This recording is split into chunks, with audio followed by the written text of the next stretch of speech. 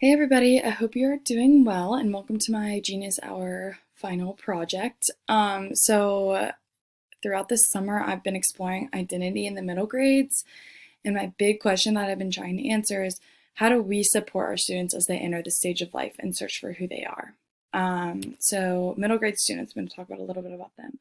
So middle school is tough, can be tough for a lot of kids. It's a weird stage of life. They're in the middle of elementary school and high school, and these kids are going through a lot. They're developing, they're transitioning, they're growing, they're becoming curious about things inside and outside of school. And with all of this, they're just trying to find who they are and where they fit in this world. So what really is identity? According to dictionary.com, it's who you are, the way you think about yourself, the way you're viewed by the world, and the characteristics that define you. So at this age, so you go to middle school, you're 11, 12 years old, these students are trying to figure out who they are, where they belong in the world. And school is where they're going to be spending most of their time during the day. So how do we as teachers help them in search for their identity?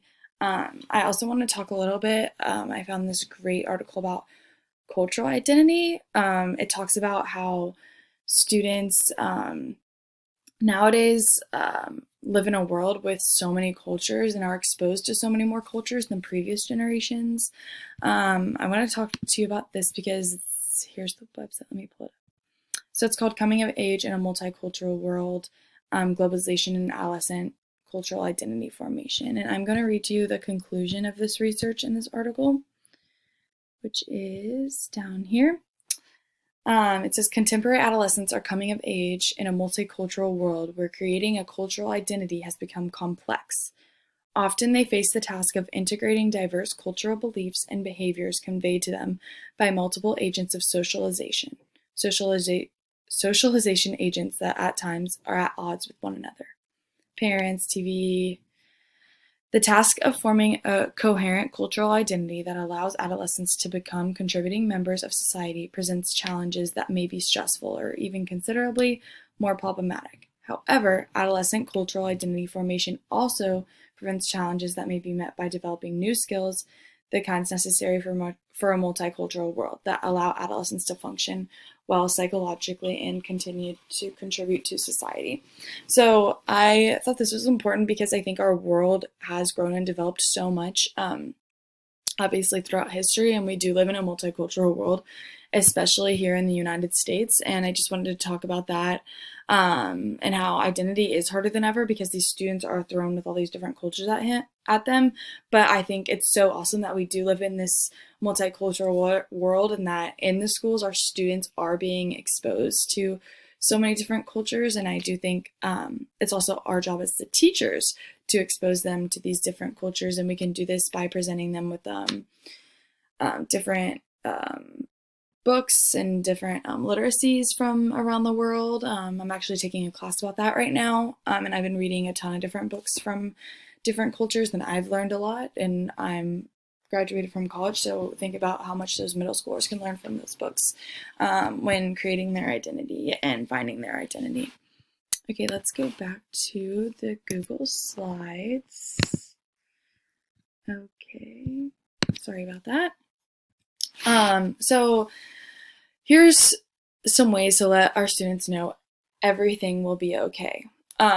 So this has been kind of like a sign that's really famous. I'm from Dunwoody, Georgia, and this is like a sign that's really famous, especially now throughout the whole COVID pandemic, and everybody has this sign in their yards, and I just thought it would be perfect to put in this presentation. So as I said earlier, middle school students are going through a lot, and we want to let our students know that everything's going to be okay. We don't want them to worry. We don't want them to be stressed, especially about finding themselves and finding their identity. So in here, I kind of included two little mini lesson ideas that I found throughout my research. The first one is definitely my favorite, and then I'm also going to share the second one with you. So the first one is about identity and self-esteem. So they're both videos that have little lesson plans to go with them. So I'm not going to play the video for you on here, but I'll show you kind of what it looks like, and I'll scroll to a part that might be oh, here's a little ad, but while that's playing, I'll talk about it. So this is about identity and self-esteem. I'm going to show you at the beginning. So basically, it's a girl wearing a mask, and she's going through school wearing this mask, and everybody else has different masks than her. A lot of the other people have yellow or blue, but she's the only one with a mask like this.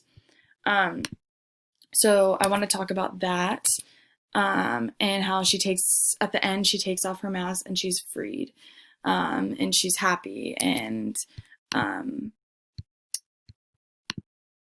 yeah, so this is a great discussion that you can have with the class, how taking off your mask and just being yourself can make you feel free as a person. I think you could have this discussion during a homeroom class, or you could do it, take just five little minutes at the beginning of even a content class and just discuss this, because identity is something that all middle school students are trying to find and something that they're going through.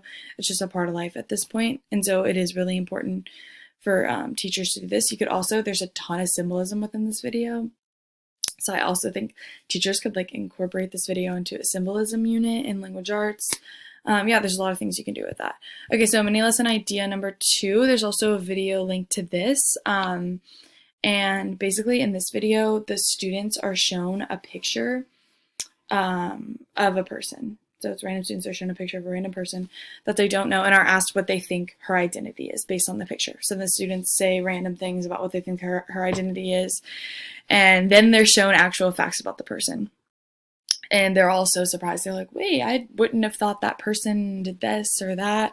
And so basically this is just kind of a reminder to the students to not judge your book by its cover, and you want to teach them this when searching for their own identity, when they don't want to, and also not to judge other people's identity. And if they know people aren't judging them, it might help them to just be themselves in the classroom. So as teachers, what else can we do? As teachers, we want to do everything for our students that we can, or at least I do. And what else can we do? So I'm going to go to the article first, and it's called Making the Most of Adolescence, Harnessing the Search for Identity to Understand Classroom Belonging. So I'm going to read to you the first 2 sentences of this. It says, adolescents' sense of belonging within school settings is one construct claiming an increasingly central role in contemporary efforts to find clues to motivational processes within the context in which they occur. Theory and research have indicated that positive school affect, such as belonging, supports students' motivation, engagement, and achievement. So to me, this kind of meant that belonging within the school, creating a positive learning environment for these students, kind of gives them a better sense of belongingness and actually encourages motivation in the classroom. So another thing that I think that we can do as teachers is create that positive learning environment in our classroom, and this will promote students to be themselves. It'll promote them to share their opinions. And I found this little chart online about creating a positive classroom experience. It says promote respect in all situations, discuss student and teacher expectations, set clear objectives, define classroom etiquette, and encourage open dialogue. So I think there's so many ways we can encourage positive classroom environment, and I think this has to start from day 1 in the classroom. Just encouraging students to be themselves, letting them get to know one another, forming a relationship with one another, but also forming a relationship with the teacher, just all around so important so that students feel that they can share their opinions within the classroom. So overall, I found, these are some of my findings that I found throughout my research, is that students are exposed to more cultures than previous generations, which is great, but it also makes it harder for them to wrap their head around everything. So we want to keep exposing them to all these cultures, but also we just want to make sure that they're getting the right facts about all these cultures and wrapping their head around everything correctly. Another thing is that one way to talk about identity in the classroom is through mini lessons at the beginning of the class period. I think this is super important. We actually did this at a school that I was at during my student teaching. They took the first 5 minutes out of first period once a week, first 5 to 10 minutes, and they did a mini lesson about something like identity and other challenges that middle schoolers face. And then the last thing is that students are more likely to be themselves and share opinions in a positive learning environment. So students are more likely to share in a positive learning environment and express themselves. And through expression, students are able to find their identity and find out who they are. So overall, I learned a ton from my research. This was something that I really wanted to look into because I'm really interested about identity, because I remember when I was in middle school, I like didn't know who I was. I was super shy, and now I'm this super talkative person that wants to lead my own class and be a teacher. So yeah, I found this super interesting, and I got a lot of good ideas from this project. Thanks for listening.